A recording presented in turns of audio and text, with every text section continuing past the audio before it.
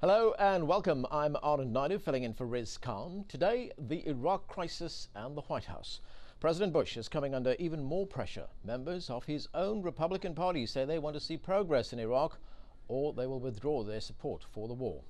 The development comes amid a flurry of diplomatic efforts to resolve the conflict. Vice President Dick Cheney is in Baghdad at the start of a visit to several regional allies. And Iraq's top security official, Muwafaq al-Rubai, is here in Washington asking Congress not to abandon the Iraqi people. So, how deep is the Iraq quagmire? On today's show, we'll get the real story of what's going wrong in Iraq from a top insider. Dr. Ali Allawi is a former Iraqi Minister of Finance and Defense. His new book, The Occupation of Iraq, Winning the War, Losing the Peace, is not only a detailed review of the last 4 years, it's also a blueprint for the way forward. Allawi argues if the crisis is not resolved, it may set the stage for a wider regional conflict that could last up to 100 years. Don't forget, we take your calls on the show. The numbers are there at the bottom of your screen. Joining me now from London is Dr. Ali Allawi. He served in Iraq's Transitional National Assembly and held the top posts in the Trade, Defense and Finance Ministries following the US invasion. Dr. Allawi, welcome to the show. Thank you. Well, let me start with current developments. As I mentioned, Vice President Dick Cheney is currently in Iraq. Word is that he will pressure the Iraq government to fulfill certain conditions, benchmarks as they have been called.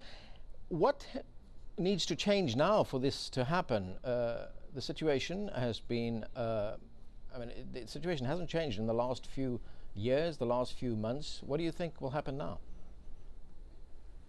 Well, the situation really has changed, but it's changed perhaps too much in too many different directions.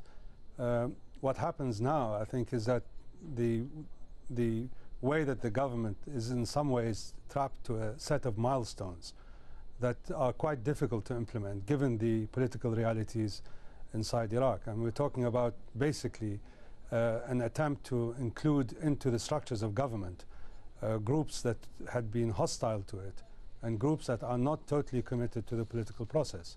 To do that, obviously, you have to cede power. And this is not something that can be done lightly without taking into account the effects on it, on those groups that are going to be gainers or losers.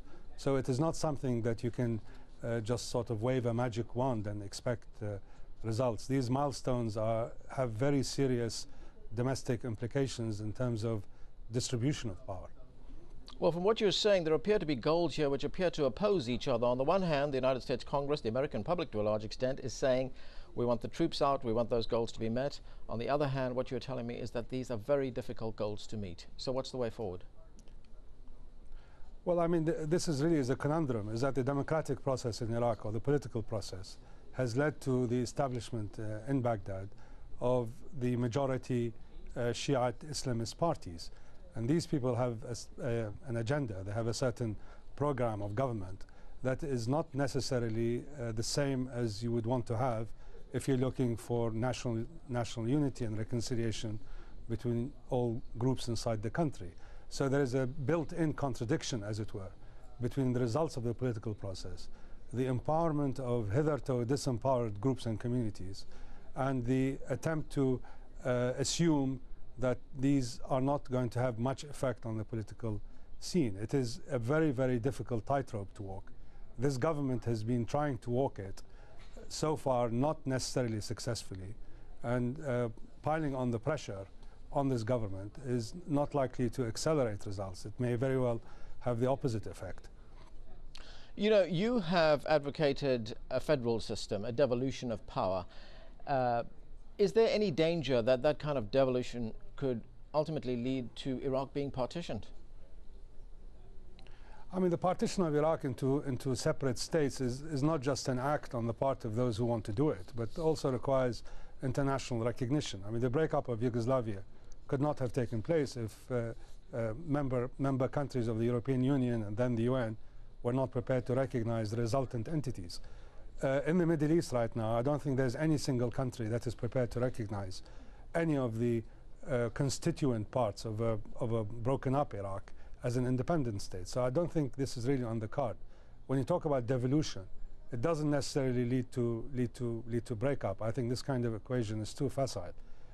Devolution of power, when you are unable to reach a common consensus as to the purposes of central government is a necessary outcome, and I think it's one that is indicated the more you end up with a kind of stalemate at the center, which is what we have right now. Devolution already has taken place as far as the Kurds are concerned. We're talking about 20 to 25% of the country is outside of the control of the central government. It is in some form of confederal arrangement with it. So when we talk about the breaking up of the country, already significant parts of the country are outside of the framework of a central united government. So the pointers to a federal Iraq are already there, and I don't think that they are necessarily a poor choice for this country if we're not able to find a solution that's going to satisfy all the competing groups for central power. Mm-hmm.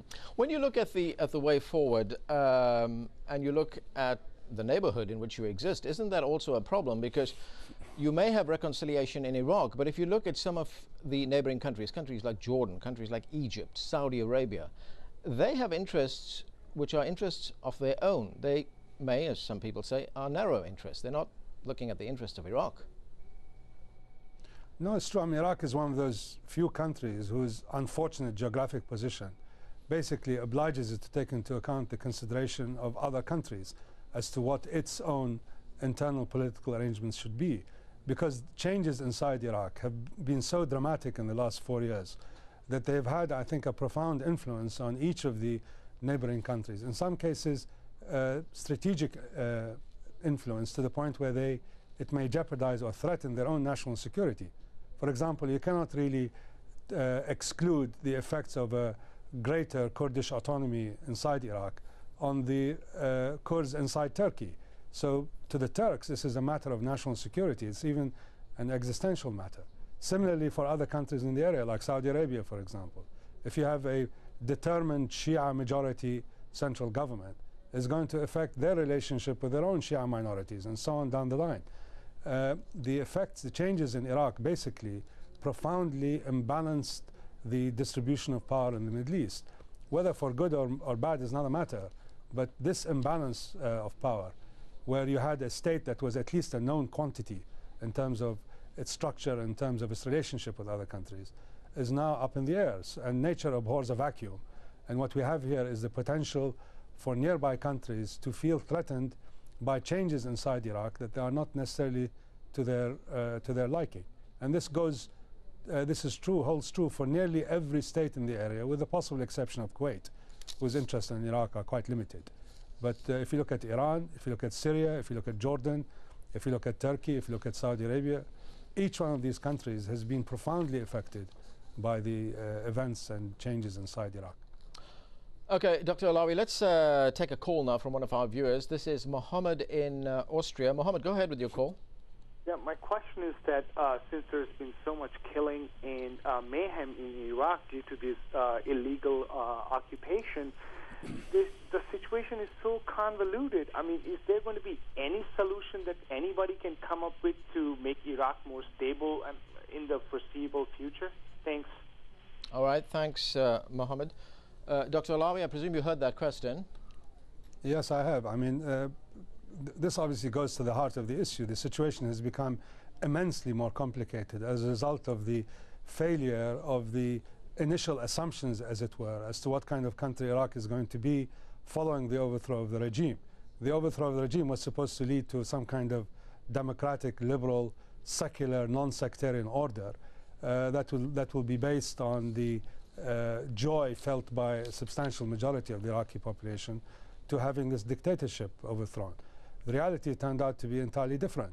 And as we have progressed and have been unable to change the initial assumptions, we're now faced with a far more complex set of issues. But I don't think they're necessarily not resolvable. They are resolvable, but they require, in fact, an increased commitment on the part of the United States to a political and diplomatic resolution to the crisis, and a ratcheting down of the military, the unidimensional military approach.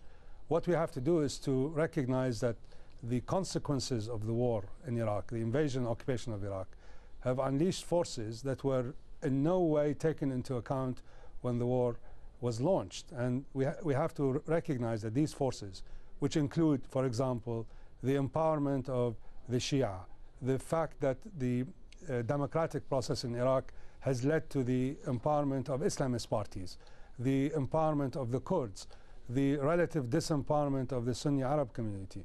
These are profoundly significant events and were not calibrated into the equation when the invasion and occupation took place. We now have to deal with these issues and deal with them in an open and in a pragmatic way, and ways that takes into account also the consideration and effects of these changes on regional powers. This will take a far greater commitment politically and diplomatically than we have right now. It may require even a 180-degree turn on the part of the US administration as to how to tackle the unfolding crisis in Iraq. Otherwise, we'll be just going up the creek, basically, paddling up the creek in a way that will not necessarily lead to increased stability. And do you believe that this administration, the current administration in Washington, is capable of turning around 180 degrees?